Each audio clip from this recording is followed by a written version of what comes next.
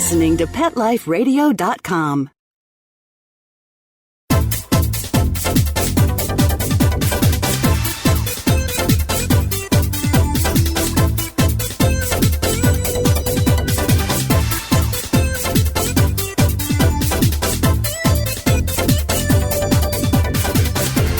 Hello! You're listening to Animal Party on Pet Life Radio with me, Deborah Wolfe, as usual. I'm calling in from Camp Good Dog, where we have many, many happy campers, all spoiled dogs, in that they get everything they need, the food, the care, the vet care, the loving home, all the things they want where they live.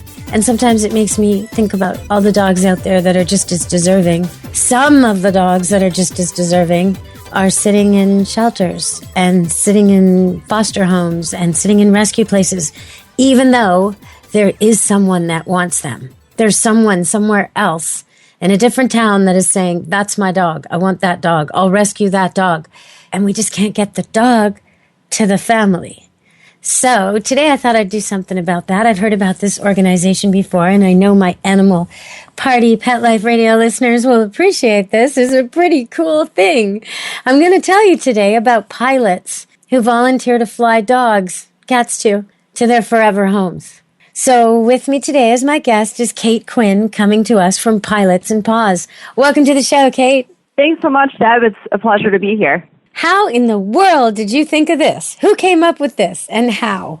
Yeah, so Pilots N Paws kind of happened by chance, actually. You know, necessity is the greatest driver of invention. And we have two co-founders. One was a woman named Debbie Boyce, and she had been involved in animal rescue for decades. As you mentioned, there is often a supply and demand issue with animal rescue where, you know, there's homes for animals further away, but then there's maybe a shelter where there aren't any local homes to be had. So Debbie was actually adopting a Doberman named Brock, who was in Florida. He had been badly abused by dog fights. He was used as a bait dog. So it was very, very important to her that she would bring him to her home in South Carolina and really give him a new chance at, you know, a happy and healthy life. So Debbie put out the word. She sent out emails and phone calls to her family and friends, just checking to see if anyone would be making the trip from Florida up to South Carolina. And one of her friends just happened to be a pilot John Warenberg, and he offered to fly Debbie's husband down to Florida with him to get Brock and bring him back to South Carolina. So after the flight, everything went beautifully. It was a huge success. You know, Brock was now safely in South Carolina, and Debbie and John were discussing, you know, the flight, and he had no idea that there was really a need for such a thing. And Debbie said, "You have no idea." So that's really how, Pilots N Paws took flight. The idea took flight. We came up with a catchy name, Pilots N Paws. We started to email and message different pilot groups. We had a story actually run in AOPA magazine. And that was a big help for attracting pilots to our cause because this was early 2008 when we were really starting up. And to date, we now have more than 5,000 pilots who have rescued more than 75 animals. Jeez. Okay, so for people listening, wondering, okay, why is this a thing, right? Because there's people who want pets and people who dump pets and people who breed pets in every city. Why is this a thing? Okay, there's a few reasons that contribute to this factor that's causing this dilemma that you're now solving. Things like legislation. A new law comes through and bans pit bulls, or a bunch of attacks in a city happen and a certain breed gets really maligned and many, many people start dumping them or not wanting them, or the breeders who've been breeding them no longer have markets for them, this kind of thing. So a particular dog can be unwanted in one area. It's a pain to own a pit bull in a place like Toronto where everyone's telling you, you can't have that dog here, you know. I mean, some places are really inhospitable to certain breeds. So that's one reason there's a glut. Another reason is the puppy mill phenomena. If you have a movie like a Chihuahua movie coming out in LA, then you will have a ton of puppy mill, not the best motivated breeders who want to capitalize on the fad dog of that moment. And it's particularly prone to the toys because they're easy to handle in small spaces. So you'll have a ton of Chihuahuas produced all at once in one area. You can't sneeze in LA without hitting a Chihuahua. But up here, Everybody wants the tiny, tiny dogs. We got too many big dogs in our SPCAs and our shelters up in Canada, and maybe not quite enough little well-behaved dogs to supply demand. So this is part of the reason this happens. Okay, so that's an awful lot of pilots and an awful lot of pets saved in how many years, Kate? We first started in 2008. And we had our sponsors, Subaru and PetMate, joined our cause fairly early on. They joined actually in 2009. And once they partnered with us, the numbers just skyrocketed. We have more than 12,000 non-pilot volunteers who are registered with our website. And like I said, we have over 5,000 pilot volunteers. Our long-term goal that we would like to hit would be 10,000 pilots, because as more and more pilots join Pilots N Paws, we see fewer and fewer flight requests go unfilled, and we've always had positive growth in the numbers of animals that we've flown to safety each and every year. Okay, I want to attack two things you just mentioned and just get into it a little deeper. So, non-pilots, are these people who drive dogs to the airport? Is that the deal with that? Who are the non-pilot volunteers that you probably want more of? Yeah, exactly. That is one of the things that non-pilot volunteers do, would be to provide ground transport. Also, fostering is, a very important part of animal rescue that people who maybe don't have their pilot's license could help us with, because most of our pilots fly about 250 miles each. So to be able to accommodate a larger rescue in terms of distance, we'll actually see maybe 4 or 5 pilots relay together, and they network so that way they can move an animal a further distance. And in the summer months, this might not be quite an issue, but in the winter months, our pilots are flying, smaller, often single-engine planes. They're flying, Cessnas and Pipers and Cirrus. So, it's not the big commercial planes that a lot of us who aren't familiar with general aviation are used to. So they have to be very, very cognizant of inclement weather and the effect that would have on their planes. So sometimes in the winter months, we'll see, an animal or a few animals that are starting out in a more southern state, like maybe South Carolina. And that pilot could fly them on to Virginia, where another pilot's waiting, and the next pilot could fly from Virginia to New Jersey. And then maybe in New Jersey, there's a big snowstorm. So suddenly, these 4 or 5 furry passengers are stranded kind of. They're having a little bit of a makeshift layover.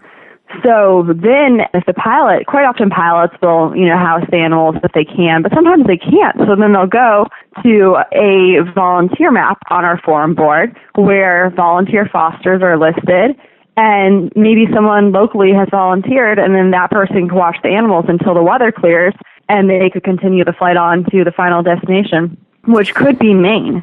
And so, fostering can be something that's really a make or break situation with animal rescue. So fostering is a huge thing. We have people who volunteer to do fundraising. When you talk about fostering, and I'm going to try and generate some volunteers for you from my listening audience, because this could be anywhere in North America, right? Or anywhere in America. And the fostering thing, though, sometimes you think about fostering and you think, what am I bringing into my house?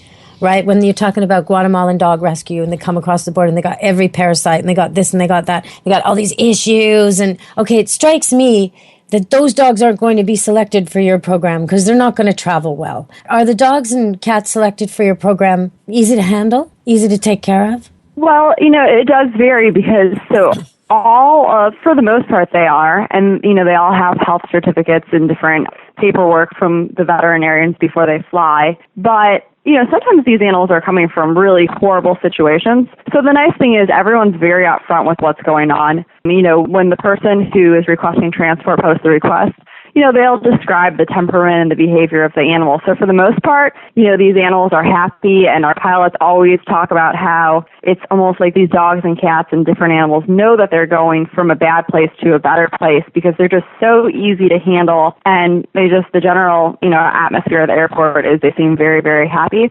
But, there are times when an animal maybe is coming from an abuse situation, and I have to preface this by saying it's amazing actually how many abused animals we've seen that are just still so incredibly lovable. Sometimes you just ponder how they can still be so warm and so giving and so kind after what they've faced.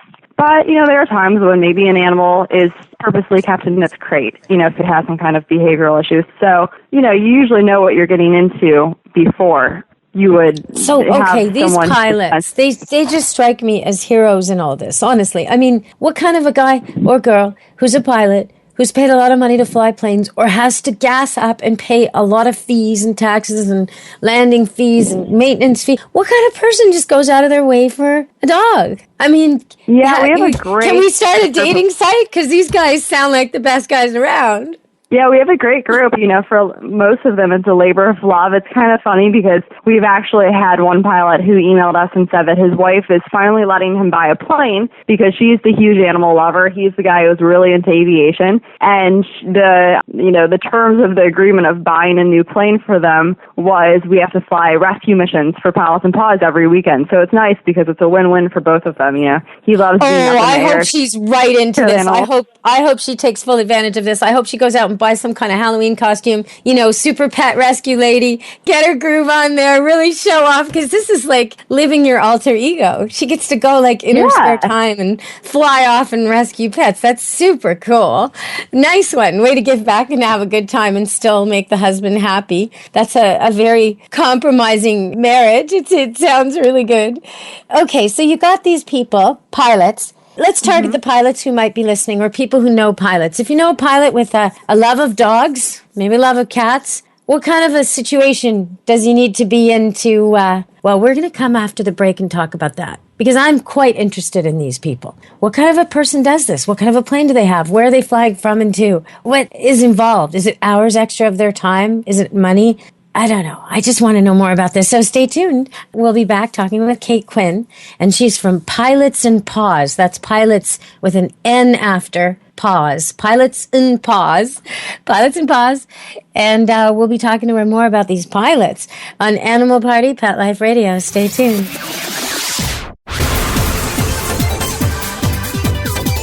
Don't go anywhere, because the best is yet to come. Stick around.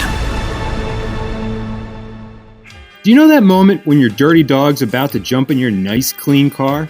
You can avoid all the cleanup and mess with a 4K9 seat cover. 4K9s makes heavy-duty seat covers and cargo liners that will blend seamlessly with the interior of your vehicle. You can find us at 4K9s.com. That's the number 4, KNINES.com, or on Amazon.com. 4K9s makes nothing but the best for your best friend.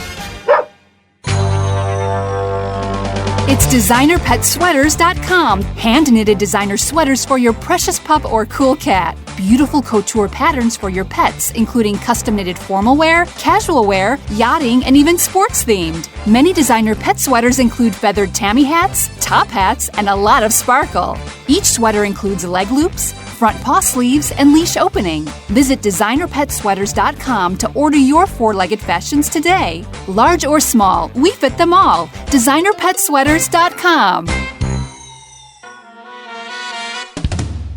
Amazing Pet Expos is coming to a city near you.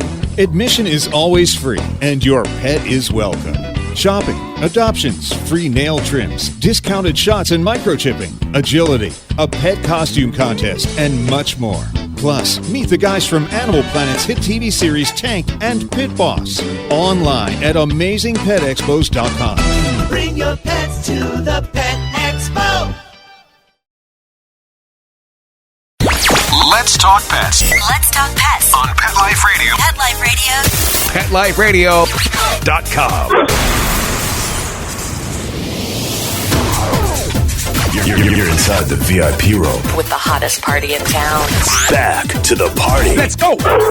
Hello! You're listening to Animal Party on Pet Life Radio, and we are having a party with a bunch of pilots. I can only imagine what that would be like. I'm here at Camp Good Dog as usual, and if you want to see the daily campers, which include a three-legged dog, who I understand has quite a following when we post pictures of him on our Facebook site playing with the other dogs. So he's here right now. And all the boarding dogs, we take pictures of them. We put them on our Camp Good Dog Facebook site. But you can access that and some of my favorite shows, like some of the shows I've done here and some of my favorite things just by going to DeborahWolfeOnline.com.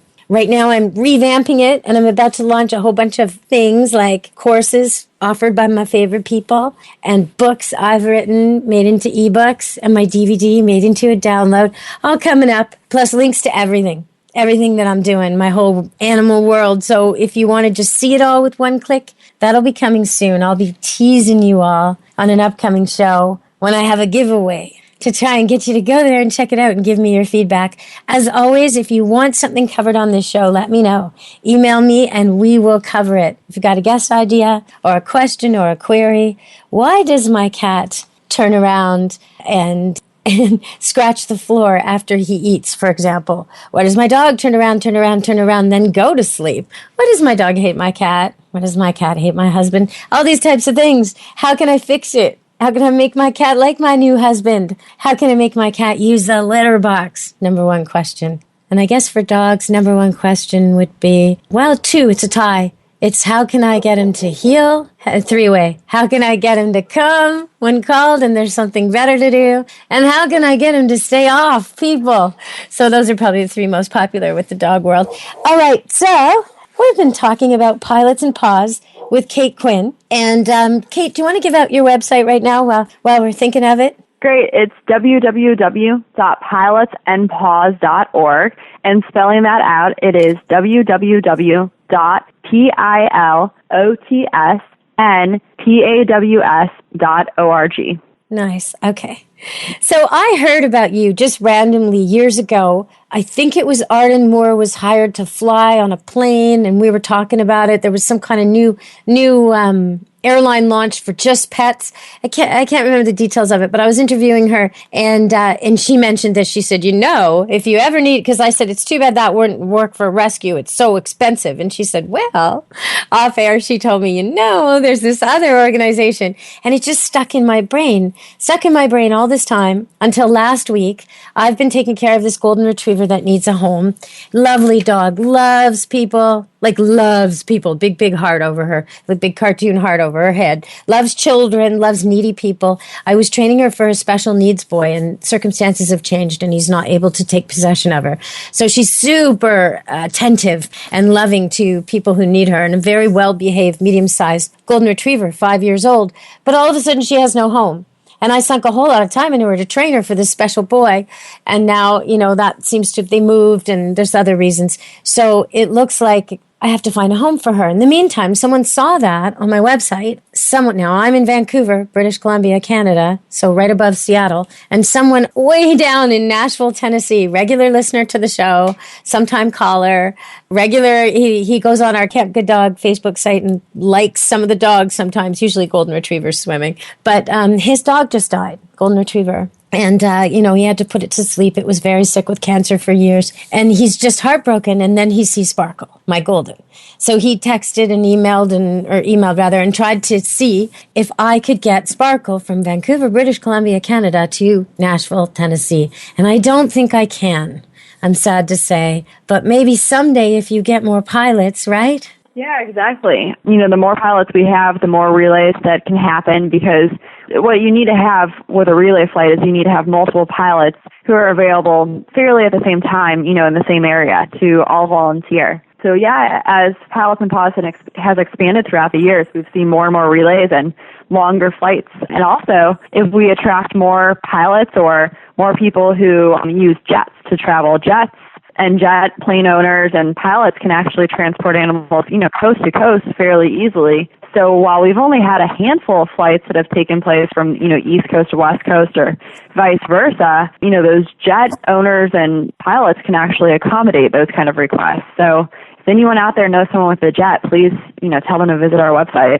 Now, what about Canada? Like, for me, it wouldn't be a problem at all to drive this dog to Bellingham. It's probably a 40-minute drive from my house. No big deal. Can it work that way for Canadians who live along the border to access this, whether they're offering homes for pets or looking to have pets find their homes? Could it go up to, maybe, Rochester maybe? And I'm just trying to think where. We have had some flights over the U.S.-Canadian border where, the very southern part of Canada or northern pilots in the U.S., what we do is we'll have the person in Canada list the closest zip code that's in the United States as, a point of where the dog would be flown to or from. And also, I'm not sure if you're aware, but we have Pilots N Paws Canada, which is a sister program to ours. It's run and governed separately, but we licensed out to them in actually June of 2012, and it's just a wonderful organization. So they're actually making flights within Canada, but we have seen a handful of flights,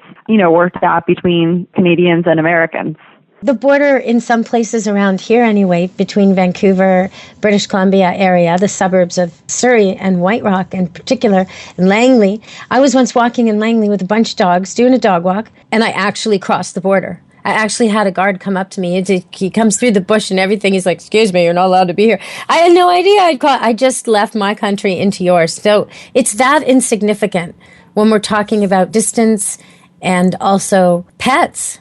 Does your dog care if he grows up in a Canadian family? Does a homeless dog care if he grows up in an American family? Not really. Is he getting fed? Is he seeing the vet? Is he getting walked? Is he getting loved? That's about what he cares about. He doesn't care what part of the continent you're in. So I'm really glad you're opening it up a little bit. Is there any hope for this guy who wants the golden retriever at my place and he's in Nashville, or not yet? Do you know how many miles is between your place and Nashville? Thousands. It's probably the same as flying Seattle, New York. It's probably roughly the same distance. It's like cross country. Not. Yeah, most of the flights for Pilots N Paws are about 900 miles or less, because even with 900 miles, you're probably having 3 or 4 pilots relay together.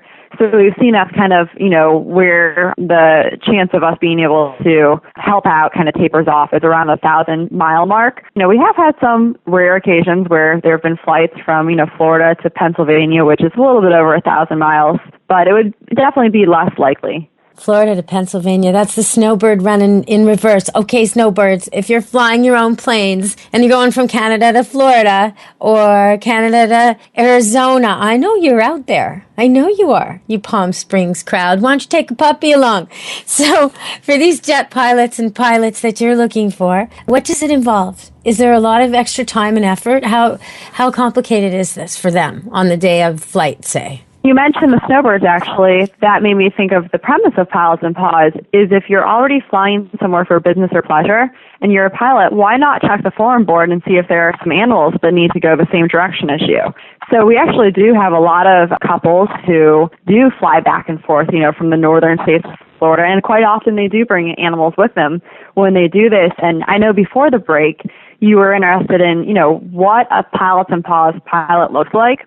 And, yes, exactly. Obviously having more than 5,000, there's variations, but I think the biggest commonality is the fact that they're, lovers of both aviation and animals, but they can actually vary dramatically based on age. We have some PNP pilots who are only 13 years old, and we have some PNP pilots who are actually older than 80. We had one, I think it was in 2013, PNP pilot Elliot, who on what he wanted for his 80th birthday was to fly a PNP mission, and been a very active pilot before turning 80. So he knew a lot of rescue groups that he often worked with. So they purposely made sure that on his exact birthday, he had a flight waiting for him. It was really special because they made a cake. Actually, they ordered a cake that had our Pilots N Paws logo. So, it was a wonderful celebration. I think one of his really, really memorable birthdays. So wait a minute, though. On the other end, you said did you say a 13-year-old, like a kid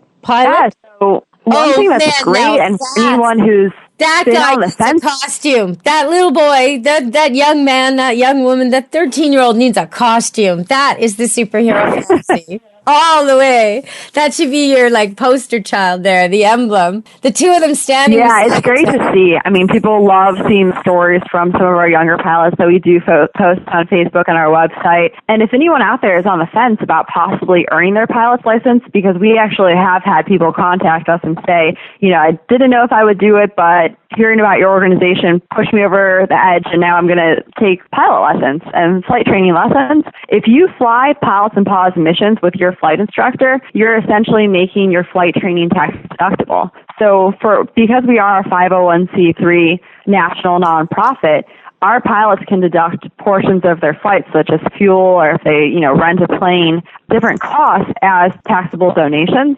So it's really nice because if you're out there earning your pilot license, you have to build a lot of hours to get that certificate, and you're making your flight training practice and adding so meaning much to all the hours you have to build. That is so much easier a ride than the usual way for people who can't afford to get their pilot license but are desperate to, which is joining the Army and serving 10 years.